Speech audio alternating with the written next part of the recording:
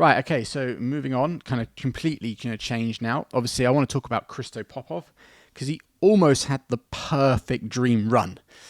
Christo Popov, if you're unaware, is a French men's singles player. He also plays men's doubles with his older brother Tomo Jr. Popov. But he had an absolutely incredible run, reaching the final of the men's singles. He was the first French men's singles finalist in 79 years. That is when we saw Henry Bilitza in 1946 win. He actually won the men's singles in 1946, and actually, funny enough, he won the men's doubles too. But unfortunately, Christo wasn't able to replicate what Henry did. He had to settle for silver.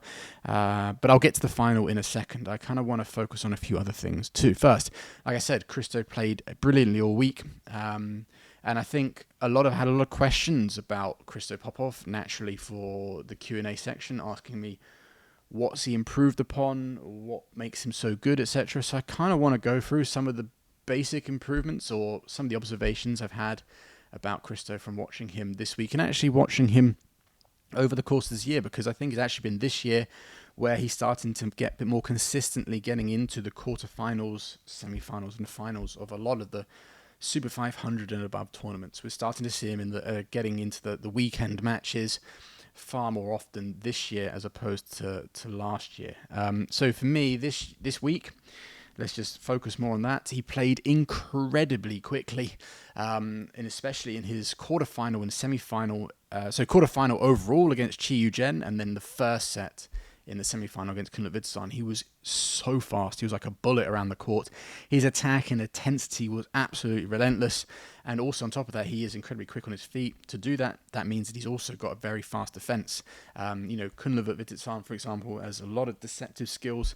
And you can see Christo going the wrong way, but he's so fast that he was still able to get the shuttle back and most of the time get it back with interest. I think in terms of improvements, I think he's definitely added some more layers to his attack. He's always been able to hit it quite hard. He's obviously fast, so he gets into the attacking situations quite a lot. But watching him before, it used to be a little bit one speed, all fast, all powerful, and would kind of win on intensity. It kind of reminds me, but of a much higher level to how I played, also left-handed. But I knew as a player myself that if I wanted to get up to the higher levels, there's usually a ceiling where that reaches. You need to add layers to your attack. You need to play with variety, whether it's slicing or the occasional drop or the punch clears. So you keep your main weapon, your fast attack, open as an opportunity. Because once you come against good enough defenses, then that can actually be used against you. And I do think what I saw for the majority of this week was a lot better in that respect from Christo Popov. I feel like now he can move really fast and then hit drop shots. So he's definitely been, I don't know what he's been training on, but I would guess that he's been working on attack variety from moving from an intense in an intense or explosive manner, because it's very easy to kind of play a drop shot or a slice when you're moving that little bit slower. But when you move really explosively, like you're jumping up, then being able to hit with a little bit of variety and that kind of patience, that's much more difficult. And I did see him doing that a lot more. Like I said, I think he's always been good, but I think he's always been really fast, but he's relied on his speed and his intensity. And now he's started to develop far more than that, which I think is going to have two things. One, it's going to make his attack more dangerous, but two, it's going to make him not have to work so hard. Because again, you can chalk this up to being young and exuberant, but a lot of times when I've seen him come against more experienced players in some big matches. I've seen him when he's almost beaten Victor Axelsen or when he played Anthony Ginting at the All England semis. Starts off really, really fast and it's working, but then once that good player can kind of take the edge off of Christo, so either he drops his speed a little bit or they're able to get used to his attack, then once he gets tired, there really isn't much else, because once he can't lay out the big smashes, it's kind of game over. So I think by adding more layers to his attack allows him to kind of be more efficient, so he can he doesn't always have to go out 100% speed like all the time. He can kind of pace himself in a way, but also it just applies more pressure to the opponent, allows them to not get so settled in their defence. And I think another thing that's allowed him to be a little bit more efficient, and it's something I have mentioned before, is that his footwork has definitely continued to smoothen out, because he's always been someone that has had quite a large split step, but now we're starting to see that split step got a lot less. So I think that's where his defensive skills have got a little better, because he's just a little bit smoother around the court. And I'm sure he's still got a few more years before he's going to reach his physical peak, so that's only going to get better. So yeah, no, he showed all of this. I think one other thing I put here, and I felt he showed all of this all the way up to the final, and he did show it in the final, but like I said, I'll talk about that specifically, is that he showed great maturity.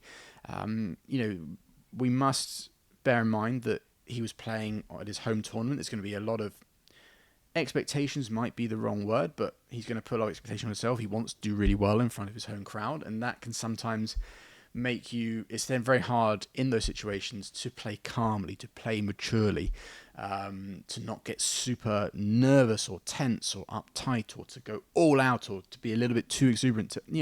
Basically whatever your kind of natural style is, ramp it up a few levels when you're playing on home soil, especially when you're young, and especially it was also if you're starting to get into the latter rounds. I felt that he handled that really well. He showed that really well in the semi-final when he was 18-11 down in the second game to Kunlevert, to come back and win it 22-20. I think that showed great maturity. Like I said, he showed all of these things throughout the tournament, and he did show it in the final, although it was a slightly different story. I think when he came up against Anders Antonsen, who'd had a very good tournament himself, a long and hard tournament for him, I think in honesty, what paid off Anders' experience. It was the experience of Anders. He's been in those kind of finals number of times before. He's been in a world final. He's been in numerous Super 1000 finals, 750 finals. He's been there and done that in comparison to Christo, and you could kind of see that that tension, that nervousness was mentioned a lot by Steen Pedersen throughout the final, and it was something that didn't quite see being as much of a factor in the earlier rounds, but it definitely came to the forefront in that final. I think if I look at Christo's quarterfinal, his opposition was also not too experienced, Chiu Jen, and he was almost able to blast him off in the semi-final. I thought it was really good because he was up against a guy that's been in an Olympic final, world final, who's been a world champion, Kunlevert. But I think Kunlevert's weakness is coming up against speedy players, and so even though Christo might have been a little bit feeling the same as he did in the final and going a little bit more gun-ho, I think it was still going to work. But against Anders, who was much more prepared for Christo's attack, then he was able to use it against him. And I also think the final was just that next step up. He definitely was feeling a little bit tense. He was hitting far too many, just like I said, that major improvement. I feel he's added more layers to his attack. It reverted a little bit in that final, but it's completely understandable because I think he was so wanting to do well. It was the final. He'd been playing so well up to that point, and I think he was thinking about what would happen if I was to win my home tournament. All those emotions, it's very hard to control, and I think maybe if he's able to get himself into a few more bigger finals, if he then, say, next year or whenever, a little bit in the future, he's able to get into another French Open final, I think he'll be able to handle the situation a lot more better. Because if you compared, Anders and Christo played completely differently, but Anders played with more variation in his attack, more accuracy, and was more looking to kind of use the first few attacks to set up an easier option, whereas Christo was kind of trying to win it off one attack, and rarely at top men's singles level does that work. But yeah, no. So I think I chalked that final up to Anna's just having far more experience and just knowing how to close it out, etc., etc. There was a point where it seemed Christo was back in it, I think at like 16 all or 17-16 or something. 16, it was 16 all, but then Christo let a few cheap points go, and that just gave Anna's that little bit of breathing room, which he was able to close out. So yeah, but what a fantastic week for Christo Popov. He's constantly improving. I said this year he's really stepped up a level or two. He's obviously now being seeded in the Super 750 tournaments. He's inside the top 10, possibly top 8. I don't quite know, but I know he's definitely top 10. And I think that's a testament to the fact that of all the improvements that I've highlighted.